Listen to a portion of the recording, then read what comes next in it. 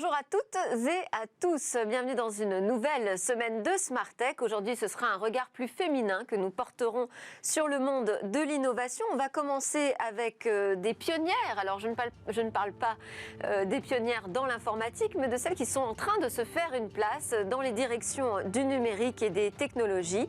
Ce sera d'abord l'interview de Lucie Lofmal qui a participé en tant que témoin à un ouvrage qui sort aujourd'hui à l'occasion de la journée de la femme. Il s'appelle Les Digitales et nous avons plusieurs témoignages comme celui de Lucie Lofman, de femmes expertes qui nous parlent de leur métier qui reste totalement à inventer. Et puis le cœur de cette émission sera ouvert à deux autres figures féminines qui viendront parler encore plus largement des femmes dans la tech et de ces nouvelles carrières qui sont en train de se construire. Ensuite, nous retrouverons notre rendez-vous avec le biomimétisme. On verra comment la chouette et l'oursin sont des inspirations pour ce monde de l'innovation. On conclura avec notre opération Smart Tech contre Covid que j'ai lancée la semaine dernière. Une opération qui met en avant les innovations qui nous permettraient de sortir un petit peu plus vite peut-être de cette situation pleine de restrictions. Mais donc d'abord, place à l'interview.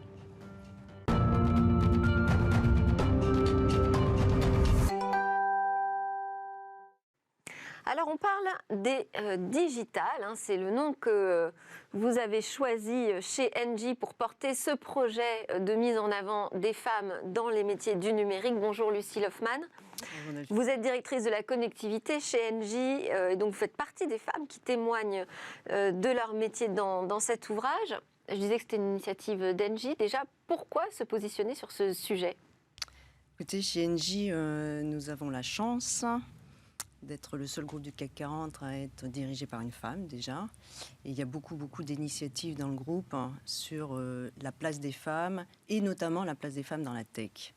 L'énergie est un secteur technologique et donc nous poussons les femmes à évoluer dans ce secteur-là. Alors c'est vrai qu'il y a peut-être un certain flou entretenu avec ce terme de digital. On ne sait pas trop si on parle du numérique qui est de plus en plus vu comme aussi du côté du marketing, de stratégie de transformation des entreprises ou des technologies. J'allais dire, si vous me le permettez Delphine, les deux mon capitaine. D'accord, très bien. Non, mais je crois que quand le terme technologie, moi j'aime bien revenir aux définitions un peu de base. C'est l'application de la science aux arts utiles. On disait ça au 19e, les arts étant bien évidemment les techniques utiles. Et c'est important cette notion d'utilité. Et finalement, la technologie, ça englobe et ça fait converger un certain nombre de choses. Donc, oui, je comprends, les digitales, ça peut prêter à confusion. Je crois qu'on est dans une phase de la digitalisation des entreprises et du monde qui est une deuxième phase qui va être beaucoup plus pénétrante dans le reste des autres secteurs. On est parti d'un digital marketing et maintenant on est plus dans un digital industriel. Alors, il y a quelques clins d'œil aux pionnières de l'informatique qui ont marqué les tout débuts du calcul numérique. Vous vous considérez aujourd'hui comme une pionnière du numérique ? Comme une pionnière, je ne sais pas. En tout cas, comme quelqu'un de passionné par ces technologies-là, qui, comme je vous le dis, à mon avis, sont en train de transformer en profondeur, comme l'électricité d'ailleurs. En son temps, on l'a fait. La révolution industrielle du 19e siècle a été portée par ce changement fondamental avec l'électricité. On vit un peu la même chose avec la data et ce qui soutient le traitement et le transport de la data. Et sur la mixité, ça va un peu trop lentement dans ce secteur ? C'est quand même impressionnant. Je lisais des chiffres ce week-end encore. 27% de femmes ingénieures dans le monde. Ça pose quand même un peu des questions. Alors, c'est vrai que moi, en tant que femme qui travaille dans ces secteurs-là, des fois, ça m'interpelle juste parce que finalement, je ne comprends pas tellement pourquoi. Voilà. Pourquoi les femmes ne vont pas plus vers ce type de métier, alors que c'est passionnant, c'est très humain, c'est très utile, mais peut-être on n'explique pas assez aux femmes et aux jeunes femmes à quoi ça sert la techno. On a un XXe siècle qui a créé une technologie pour la technologie, et peut-être que finalement, on a un 21e siècle où on est plus dans l'usage et l'utilité de la technologie, et ça, c'est important, je pense. Et quand vous dites que ça vous pose question, est-ce qu'aujourd'hui, vous sentez que ça pose problème même, cette absence ou ce manque de mixité ? Je pense que voilà, on est 50-50, j'allais dire, hommes-femmes sur la planète Terre. Il n'y a aucune raison pour que ce ne soit pas le cas dans les techs. Pareil, on a une façon de voir les choses, d'appréhender les choses qui est un peu différente. Forcément, hein. C'est pas une guerre des genres, c'est juste que sur la planète Terre, on a besoin de tout le monde pour que ce soit divers et constructif, positif. Donc je pense effectivement qu'il y a un petit déséquilibre là. Bon, alors comment on pourrait convaincre ces jeunes filles d'embrasser ces métiers du numérique, ces nouveaux métiers, hein. Vous dites que 85% d'ailleurs n'existent pas encore de ces métiers du numérique qui transforment la société. Quels sont selon vous les meilleurs arguments qu'on pourrait avancer pour convaincre les jeunes filles de se lancer dans le secteur tech?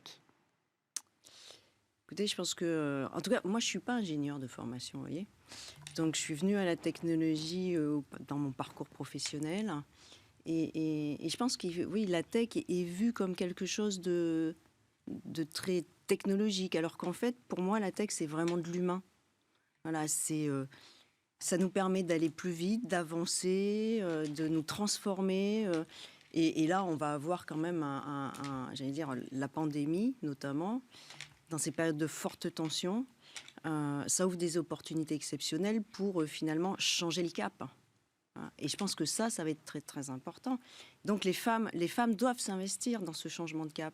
On a raté dans les précédentes transformations, on a raté le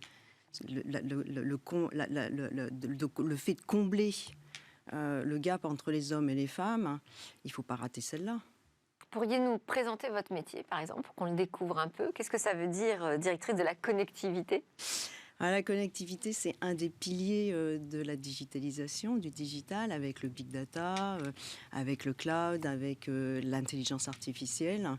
Et la connectivité, c'est tous les systèmes, toutes les infrastructures qui sous-tendent le transport, enfin la collecte, le transport, puis le traitement de la donnée. Donc vous adressez des sujets comme quoi? Comme les réseaux télécoms? Oui, bien évidemment. Donc, j'allais dire vous la travaillez connectivité. avec la direction des systèmes d'information? Je travaille dans la direction des systèmes d'information avec le directeur général adjoint en charge des systèmes d'information et du digital pour Engie. Et donc on voit bien, un système d'information digital, c'est ensemble, ça a un sens. Parce que toutes ces technologies-là convergent. Et que avant c'était quand même c'était des domaines assez séparés.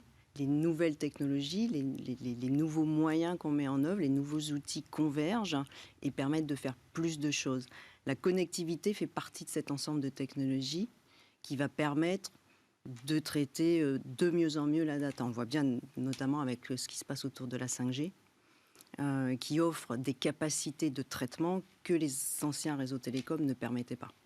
Oui, donc là aussi, on voit que c'est un métier où vous avez plein de choses à inventer. Alors, je veux juste signaler que ce guide, il est très rapide à lire. Il est surtout chouettement illustré. Ouais, super.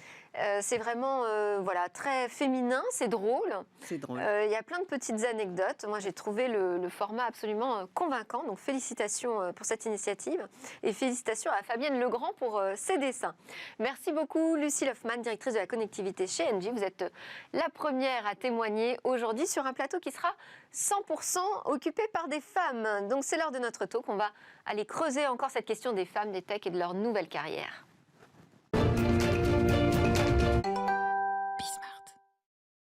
On va parler de ces nouvelles carrières des femmes dans le secteur des technologies avec Fanny Forgeot, directrice générale de Yogosha, qui est une entreprise française de cybersécurité collaborative. Elle développe et vend une plateforme s'appuyant sur une communauté de hackers éthiques. Avec moi également Laure Mbarga, qui est directrice marketing Bonjour. Europe du Sud chez HP. HP, le célèbre fabricant d'ordinateurs et de solutions d'impression créé par William Hewlett et David Packard en 1939. Alors, d'abord, on va commencer ensemble. Fanny, vous êtes docteur en sociologie et vous avez rédigé une thèse sur l'efficacité des politiques publiques d'égalité hommes-femmes. Alors moi, ça m'intéressait de connaître quelle était la conclusion déjà de votre thèse. Vous faisiez une comparaison entre la France et les pays nordiques. Tout à fait. Comparaison déjà de l'appareil juridique et de l'appareil politique, et ensuite comparaison de l'efficacité. C'est-à-dire, j'ai étudié des populations avec des caractéristiques égales dans les deux pays, Je leur ai posé des questions, j'ai fait de l'observation dans des conditions similaires. Et donc l'idée, c'était est-ce que avec des politiques différentes, on a des résultats différents? Quels sont-ils? Bon, alors, d'un point de vue comparaison des politiques, évidemment, la Norvège est en avance. Et d'un point de vue de l'efficacité, elle est un petit peu en avance aussi. Alors, c'était il y a quelques années, les choses ont évolué en France depuis. Mais les conclusions, c'est que la Norvège et les pays scandinaves, globalement, sont beaucoup plus en avance que nous en termes d'égalité homme-femme. Et il y avait un focus spécifique sur les technologies ou c'était vraiment de manière générale dans tous les secteurs? Pas de focus sur les technologies à l'époque, mais sur le monde militaire. Alors, je voulais que vous nous parliez de votre métier aujourd'hui. Alors, comme vous le disiez, je travaille dans la cybersécurité, donc un secteur dont on entend beaucoup parler aujourd'hui puisque la criminalité augmente significativement. Mon métier, c'est de diriger une équipe de hackers, une équipe de développeurs, mais aussi d'autres métiers, marketing, vente, etc., pour développer et vendre un produit qui est cette plateforme dont vous avez parlé de cybersécurité. Alors, Laure Embarga, HP France est assez exemplaire, je dirais, en matière de mixité, puisque vous avez 43% de femmes au comité de direction. Pourquoi? C'est une exigence qui a été posée par la direction? Alors en fait, je dirais non. En fait, je pense que c'est quelque chose qui se fait naturellement. En fait, cette entreprise a été créée par 2 hommes, comme vous l'avez dit, il y a quand même très longtemps maintenant, qui avaient, je pense, au sein de leur ADN, cette volonté en fait qu'une société se devait d'être responsable. Et donc, je pense que depuis le démarrage, ils ont inculqué un niveau d'égalité dans tout ce qui pouvait se faire. Il fallait mettre le consommateur, l'actionnaire, le client et la société dans son ensemble comme étant quelque part l'aboutissement en fait de la réussite de l'entreprise. Et je pense qu'en fait tous les gens qui sont recrutés dans cette entreprise, on est recrutés sur des fondamentaux qui sont l'ouverture et l'altruisme. Et donc du coup, on arrive avec, je pense, un environnement où il fait bon être, bon vivre, bien travailler, et où les hommes ont aussi à cœur de se rendre compte qu'on apporte tous quelque chose à la table commune. C'est pas juste du discours de communicant que vous me faites? Non, c'est pas juste du discours. Moi, je suis une ingénieure à la base. Donc, en fait, j'ai un parcours technique. Mais j'ai découvert dans mes études d'ingénieur qu'on ne pouvait rien faire sans les hommes et les femmes. Et donc, c'est pour ça que j'ai décidé d'embrasser le marketing après coup. J'ai fait une carrière dans l'agroalimentaire. Ça n'avait rien à voir. J'ai toujours considéré qu'il fallait dépasser, en fait, les lignes établies. J'ai fait de l'international où on ne s'y attendait pas. Parce que je pense qu'il faut embrasser les choses telles qu'elles sont. Et quand à un moment, je me suis posé la question, en fait, de rejoindre un autre secteur d'activité, la tech me passionnait. Vous étiez chez Unilever? J'étais chez Unilever, exactement. Et je me suis dit, mais moi qui ne suis pas une techie, à la base, tout le monde m'a regardé en disant, mais la tech. Et en fait, quand j'ai rencontré, en fait, et que j'ai passé mes entretiens chez HP, en fait, j'ai découvert, en fait, la culture de l'entreprise. C'est-à-dire que oui, on a une culture du produit, c'est sûr, voilà. Mais derrière, en fait, il y a une vraie volonté, en fait, d'apporter autour de la table, en fait, le point de vue de chacun. Et le point de vue de chacun est valorisé. Je pense qu'en fait, on parle beaucoup de diversité. Il y a une énorme diversité cognitive chez HP. On recherche ça. Alors, on m'a dit que Elisabeth Moreno, qui est la ministre déléguée à l'égalité homme-femme, était issue d'ailleurs de HP. Tout à fait, bon. Exactement. Et moi, je vous ai connue à l'occasion d'un événement WIN, Women Impact Network, c'est ça? Exactement. Expliquez-nous ce réseau, parce que d'ailleurs, la femme qui vous précédait en plateau était également membre de ce réseau WIN. Alors, le WIN, c'est une initiative. En fait, chez HP, en tant que chaque employé peut s'inscrire en fait dans une association qui. Alors WIN, c'est pas propre à HP. Non. Donc justement, Lucie Hoffman, qui est chez Engie, fait également partie de ce réseau. Exactement. Mais en fait, on peut en fait au sein de ce réseau, l'objectif c'est de promouvoir globalement la carrière, le développement, en fait, le bien-être des femmes dans l'entreprise pour que chacun puisse révéler en fait son potentiel. Donc on ne travaille pas en effet seul, on travaille avec d'autres entreprises. On a aussi Microsoft, on a aussi Salesforce, avec lesquelles en fait globalement tout au long de l'année, on anime des journées d'activités pour que les femmes puissent se développer un réseau, puissent échanger par rapport aux problématiques qu'elles peuvent rencontrer au quotidien. Et donc vraiment l'objectif de ça, c'est d'avoir en fait des zones un peu franches, je dirais, où en fait on peut exprimer nos problèmes. Mais en fait dans ces réseaux, enfin nous par exemple au sein d'HP en interne, il y a aussi des hommes qui font partie de ce réseau.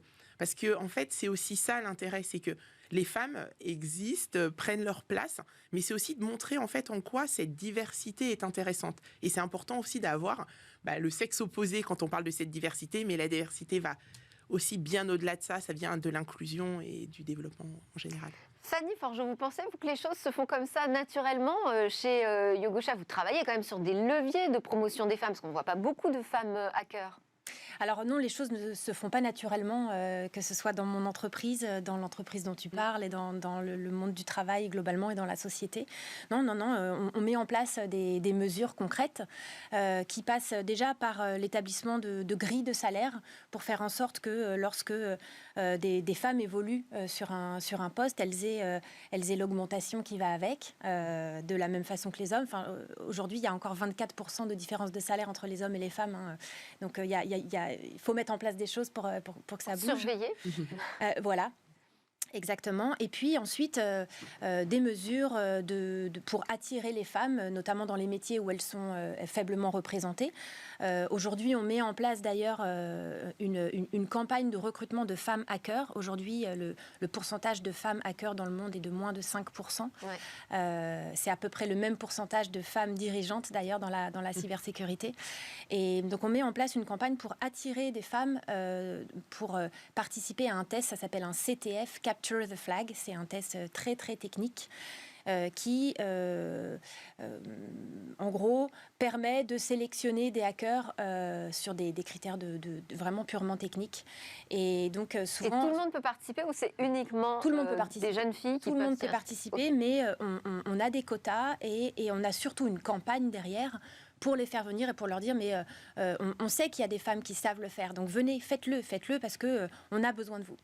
Et quel est l'argument là encore? Quels sont ces arguments qui peuvent convaincre les jeunes filles d'embrasser ces carrières? Alors, l'argument pour être hacker, je crois qu'il est dans le métier en lui-même. C'est une activité qui est hautement valorisante et valorisable. C'est un métier qui est absolument passionnant. C'est un métier qui rapporte de l'argent. C'est un métier qui est aujourd'hui extrêmement recherché, une ressource rare, compte tenu du contexte. Et il n'y a aucune raison que les femmes ne puissent pas accéder à ces métiers très bien payés, très, très valorisés, etc. Donc, le premier argument, c'est trop bien, venez, quoi. Voilà. Et c'est valable. On peut faire de belles carrières. Absolument. Et cet argument de carrière, je crois qu'il est important qu'il soit donné aux femmes et qu'elles se sentent légitimes aussi de dire j'ai envie de faire une carrière. Alors, Laure, avec le réseau WIN, il y a de l'accompagnement, du mentoring spécifique pour les femmes. Est-ce qu'elles ont besoin d'un accompagnement spécifique? Alors, je pense que ça dépend vraiment de chacune, en fait. Je pense que c'est plus l'idée de pouvoir être ensemble et de pouvoir, à un moment, pouvoir échanger sur des problématiques communes. Est-ce qu'on a besoin d'être mentoré? Je dirais que je pense que ça dépend. Il n'y a pas une réponse unique. Je pense qu'on est toutes différentes en tant que femmes. Je pense que, par contre, c'est intéressant de savoir que si on a besoin à un moment, parce qu'on évolue, parce qu'en fait, on va dire que dans la tech, globalement, HP, on est c'est 43% de femmes-hommes. Donc, on est assez équilibré. Après, il y a des secteurs où il y en a peut-être un peu plus, d'autres un peu moins. Et globalement, la pondération se fait là.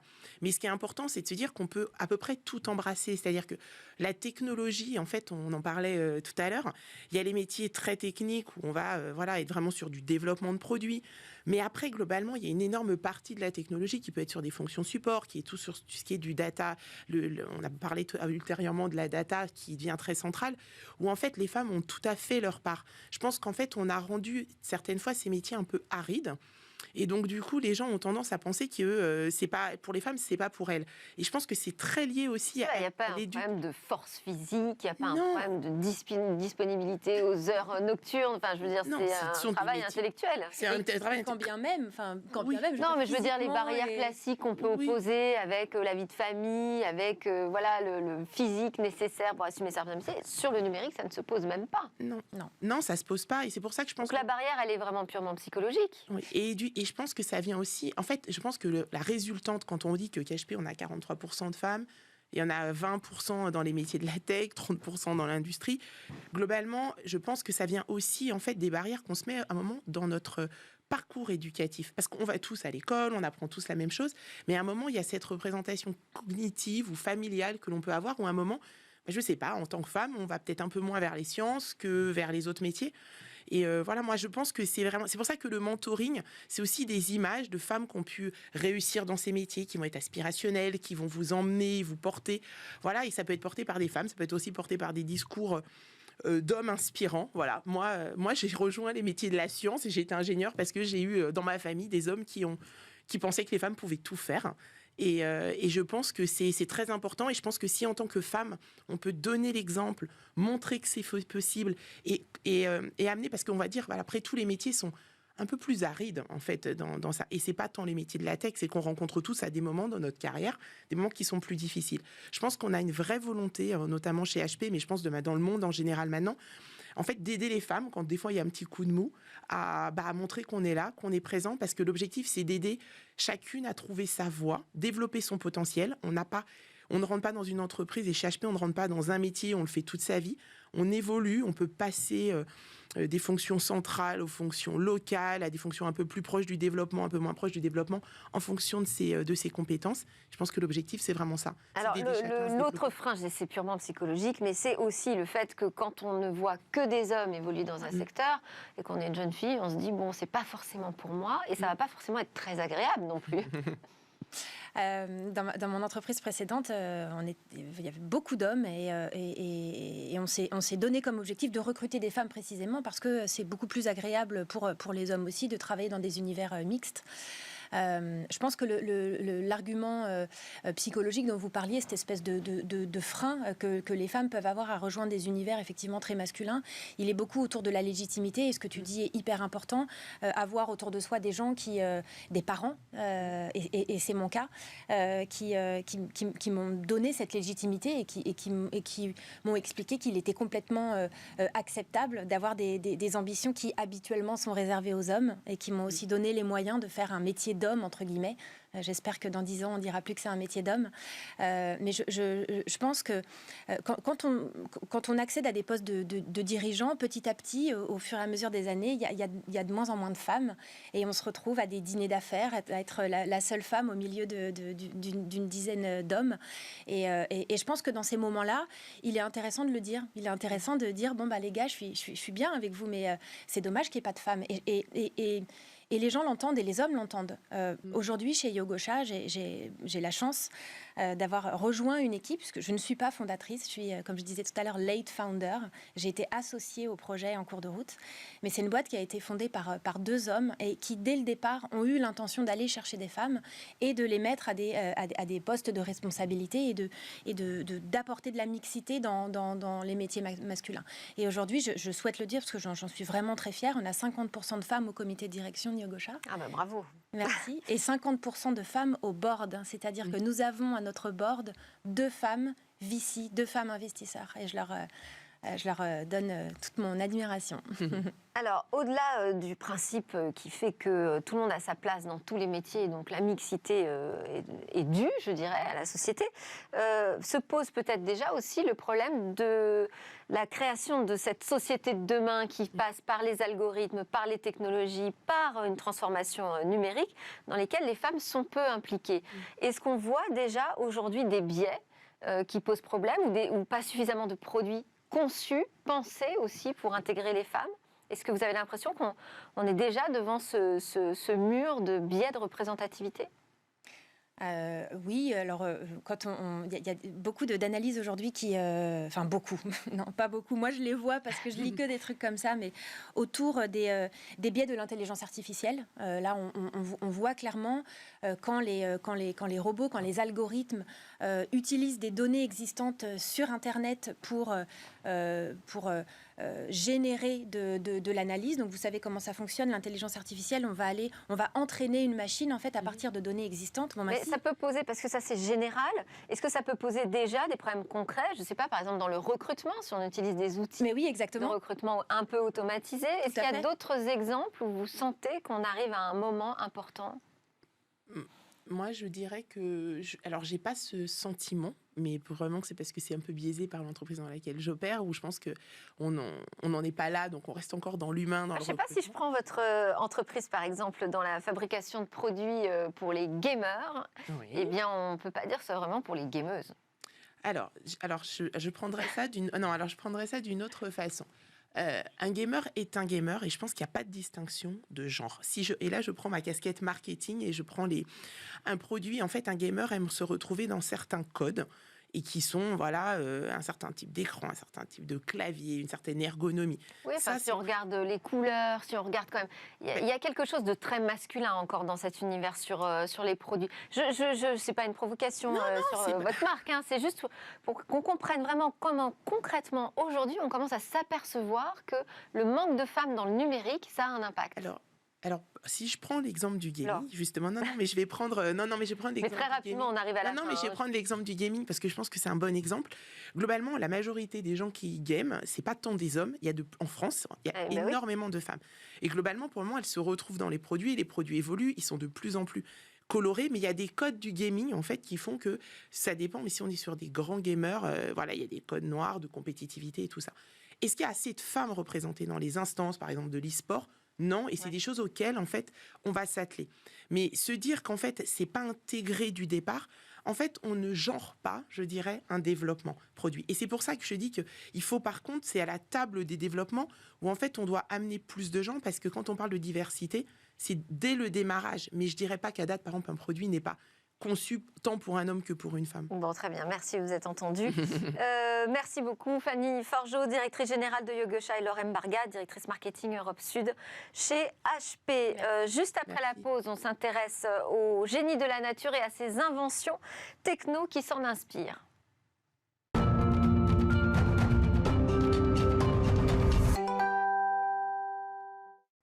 Nous sommes de retour pour la suite de Smart Tech. On continue avec les femmes, mais cette fois, on va parler de Dame Nature. C'est notre rendez-vous avec le biomimétisme et Elsa Vizier, directrice scientifique chez Bioxégie. Bonjour Elsa. Bonjour.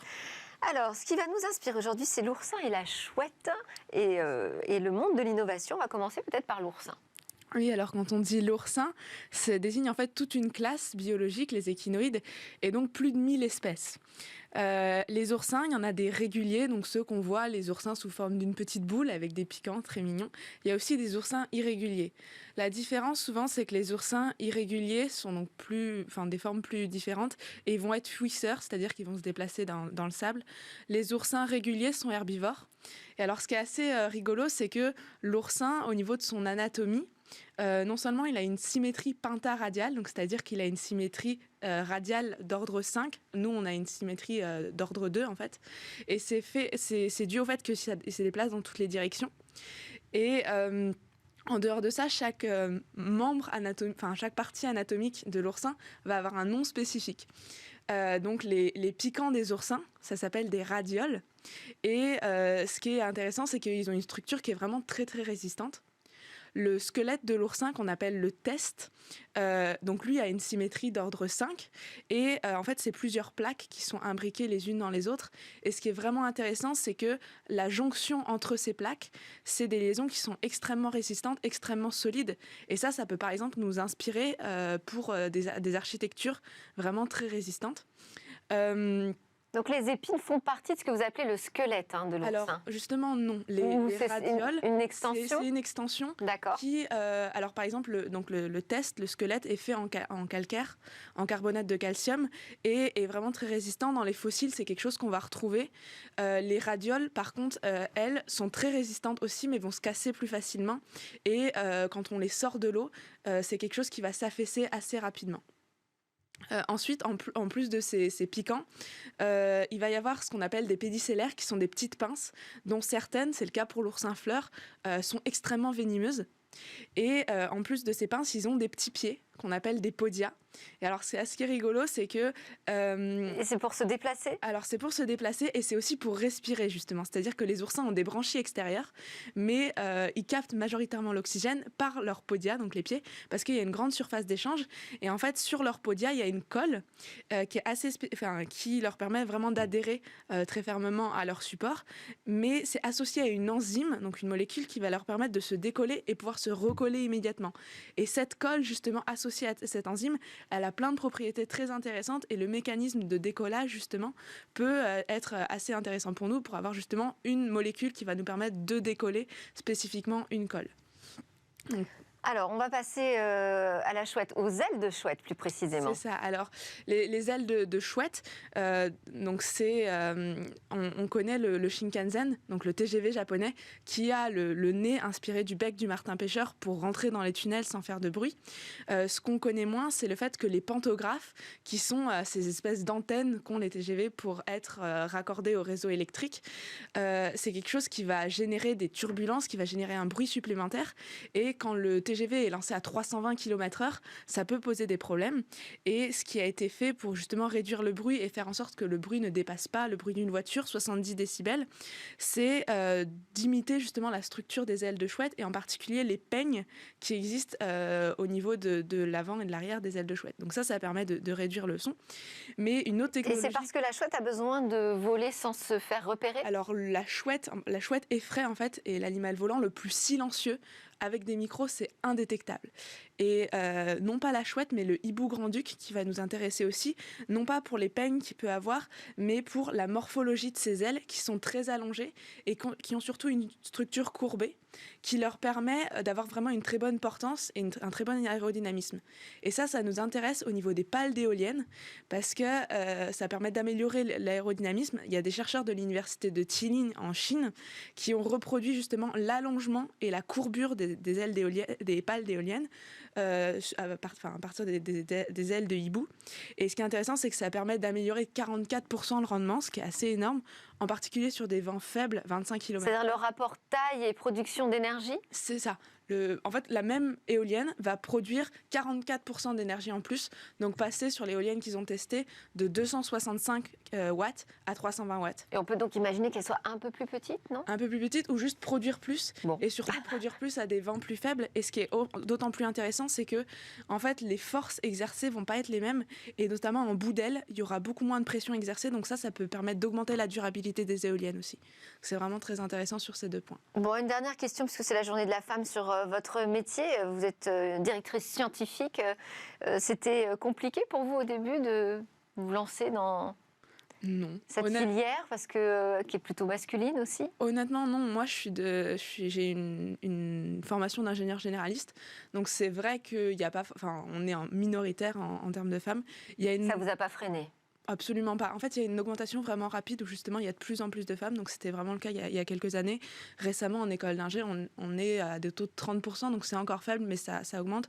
Et honnêtement, c'est quelque chose qui se démocratise. Et moi, dans ma carrière, j'ai jamais eu aucun problème au fait d'être une femme. Non, mais ça vous a pas freiné dans l'envie de vous lancer sur ces filières très masculines? Non, pas du tout. Pas de frein psychologique, c'était le point qu'on abordait juste avant. Voilà, alors moi, en termes psychologiques, absolument pas. Après, dans les filières d'ingénieurs généralistes, il y a peu de femmes, mais dans les filières d'ingénieurs, tout ce qui touche à la biologie, là, il y a beaucoup plus de femmes. Mais en termes d'évolution de carrière, je pense que moi, j'ai aucun frein. Ça dépend aussi de tout l'environnement sociétal qui est fait autour et de la position qu'on a personnellement. Après, je sais que chez Bioxégie, justement, il y a une très grande ouverture d'esprit, que ce soit au niveau du genre, du sexe, mais aussi sur plein d'autres aspects intellectuels. Merci beaucoup, Elsa Vizier. Vous revenez quand vous voulez nous parler de la chouette, de l'oursin et d'autres animaux des fables de La Fontaine.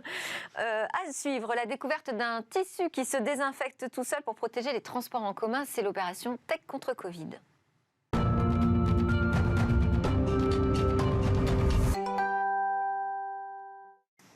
Top départ pour notre opération Smart Tech contre Covid. C'est une opération où on met en avant des innovations, des technologies et des solutions qui peuvent nous aider à combattre le virus et à accélérer un certain retour à la vie normale. Bonjour Cécilia. Bonjour. Aujourd'hui, vous allez nous présenter un tissu qui pourrait protéger les usagers des transports en commun d'une contamination Covid. Oui, c'est un tissu en velours apposé sur les sièges directement, capable de s'auto-nettoyer. C'est pour ça que je vous le présente aujourd'hui. Il s'auto-nettoie grâce à un micro-organisme, un minéral. Précisément un minéral photocatalyseur. C'est ce que vous voyez sur les images. Ce minéral, il va réagir aux UVA. Les UVA sont présents à la fois dans les rayons du soleil, mais aussi dans certains dans certains LED, les LED UVA. Et donc, au contact du minéral, en fait, les UV déclenchent un véritable système d'oxydation qui va détruire tous les composants organiques qui se trouvent sur le tissu. Et en fait, cette oxydation, elle va transformer toutes les molécules en sel et en eau. C'est pour ça que ce tissu est auto-nettoyant. Alors ça veut dire qu'il faut avoir une lumière spéciale compatible pour que ça fonctionne? Mais pas forcément, puisque le bus qui traverse la ville a des vitres, et le soleil, les UV rentrent à l'intérieur. Par contre, pour les bus de nuit, les trains, les métros, eh bien, il faut effectivement que le LED, déjà en position à l'intérieur du bus, puisque souvent il y a un éclairage, il faut que ce LED soit compatible, que ce soit un LED UVA. Mais il se trouve que 50% des LED utilisés aujourd'hui sont des LED compatibles UVA. Si ce n'est pas le cas, la société Trajet Aoundé, dont nous avons une représentante aujourd'hui, propose d'installer le bon éclairage. Oui, c'est vrai que j'ai oublié de présenter qui était avec nous en plateau. Il s'agit de Laura Lyonnais de l'entreprise Trajet. On reviendra pour creuser cette techno ensemble. Cécilia, la solution elle est active combien de temps après ce passage au contact des UVA? Si le minéral a reçu 2 heures d'exposition à la lumière, aux UV, il va être actif pendant 2 heures. Ce sera le même temps d'exposition sans recevoir de nouveaux UV. Il sera actif même dans le noir parce qu'il aura encore du travail à faire d'oxydation. Et cette solution, elle n'a pas de durée de vie infinie. Il faut le préciser. Sa durée de vie, elle est entre 3 et 5 ans et après, il faut tout remplacer puisque la solution et le tissu sont mêlés, si j'ose dire. Alors, la solution est appliquée au moment de la fabrication du velours. Et ce velours, est-ce qu'il coûte plus cher qu'un velours classique? Oui, 10% plus cher. On peut penser quand même qu'il y a à soustraire le coût d'entretien, puisqu'on n'utilise plus de produits chimiques. Il faut nettoyer tout ça à l'eau, simplement à l'eau. Alors, vous l'avez dit, j'ai avec nous Laure Lyonnais, qui est la directrice des ventes chez Trajet. Trajet, qui est donc une entreprise qui travaille avec Aoundé. Donc, c'est Trajet Aoundé qui est à l'origine de cette solution. Et ce qui est assez intéressant dans votre histoire, ce que vous m'avez raconté, c'est que cette technologie, elle existait déjà avant la crise sanitaire. Et donc, quand la crise est arrivée, vous avez fait quoi? Vous avez fait des tests, vous vous êtes rendu compte que c'était compatible contre le Covid-19. Et donc, vous avez appelé vos clients en leur disant « Bonne nouvelle, on a déjà la solution qui est installée chez vous contre le Covid ». Oui, c'est ça exactement. On a développé cette solution il y a environ 5 ans. Et on s'est rendu compte, alors quand on a développé cette solution, c'était vraiment pour qu'elle s'auto-nettoie. Oui. Et on s'est rendu compte il y a 1 an que du coup, ça tuait aussi les bactéries et les virus. Et quand on a fait ces tests, effectivement, on a appelé nos clients pour leur dire que nous avons trouvé une solution et qu'ils peuvent directement nous la commander, il n'y a aucun problème. Alors, la semaine dernière, à cette place, il y avait un autre spécialiste des technos anti-Covid qui nous expliquait que quand les technos sont invisibles, ça peut poser un problème. En fait, on ne voit pas sa mise en place et donc on a du mal à convaincre les entreprises à l'adopter. Vous avez aussi senti ce frein? Effectivement, on propose une solution invisible pour quelque chose qui n'est pas visible non plus, comme le Covid. Donc c'est un peu compliqué. Donc après, on donne des échantillons, on donne des rapports de tests pour leur donner confiance. Mais c'est vrai qu'ils ont toujours un petit peu peur. Et alors, vous êtes déployé où aujourd'hui? Alors, on fait toute la France et on fait aussi des pays étrangers via des constructeurs français. Par exemple, avec Alstom, qui est un constructeur ferroviaire français, nous équipons la ville de Dubaï, de Sydney, avec nos produits en plus anti-Covid, antivirus, antibactéries. Alors, vous êtes venu avec un équipement, mais j'aimerais bien avoir une démonstration de comment ça fonctionne. Exactement. En fait, nous avons pas développé qu'une solution auto-nettoyante antibactérie. Nous avons développé un lot de solutions. Par exemple, nous avons également une solution déperlante. Voilà, de l'eau en plateau, attention. Je vais en mettre un tout petit. Ouh là là, parfait. Et donc, par exemple, là, on a un velours qui est complètement déperlant. Oui, alors, aucun liquide. Je ne sais pas si on s'en rend compte, mais dans le velours. Effectivement, on voit que l'eau n'est pas du tout finalement absorbée par le tissu. C'est ça. Il n'y a aucun liquide en fait qui traverse le velours, tout reste en surface et puis vous n'avez qu'à mettre un petit chiffon, un petit mouchoir pour enlever l'eau et il est complètement sec. Donc là, c'est une des diverses solutions que nous avons développées pour les transports publics. Alors justement, vous parlez de diverses solutions. Cette solution-là, avec ce minéral à l'intérieur du tissu, on pourrait imaginer l'utiliser en dehors de ce tissu-là pour l'appliquer sur d'autres surfaces et avoir une surface partout auto-nettoyante. Ça permettrait de tout réouvrir finalement. Alors c'est ce qu'on propose déjà, puisqu'on propose cette solution en version spray, entre guillemets. Donc après c'est avec une machine spéciale, etc. Et on propose d'équiper carrément l'intégralité du véhicule. Donc ça veut dire que le véhicule entier n'aurait plus le besoin d'être désinfecté au Covid. Exactement. Et donc on a déjà réalisé les barres auxquelles on peut se tenir, par exemple quand on est debout dans le bus. C'est ça. Et on a réalisé cette expérience avec notamment Île-de-France Mobilité, Paris, avec Transdev et Keolis, où on a équipé 4 véhicules. Donc là, et on ne le sent pas du tout au contact, pardon? Non, complètement, on ne le sent pas du tout. C'est complètement invisible, donc en fait c'est liquide et ça va sécher, ça va créer un film protecteur, mais ce n'est pas visible à l'œil nu. vous ne pourrez pas faire la différence. Cécilia? La prochaine étape, c'est quoi? Les salles de cinéma? Oui. Les salles de théâtre? Exactement. On fabrique et on vend aussi du velours pour les sièges et les rideaux de théâtre. Et donc le but aussi, c'est d'équiper tous ces velours et d'équiper les salles de théâtre et de opéra, cinéma, pour ouvrir, on va dire, la culture à tous. Alors vivement. Alors qu'est-ce qui fait que c'est pas encore en place? Alors c'est des projets qui prennent du temps. Donc équiper un véhicule, équiper même des théâtres, des opéras, ça prend du temps. C'est des projets sur 2-3 ans. Donc c'est vrai que dans l'immédiat, c'est pas, on va dire que c'est pas trop possible, mais par contre on a divers projets où justement on va équiper avec nos solutions.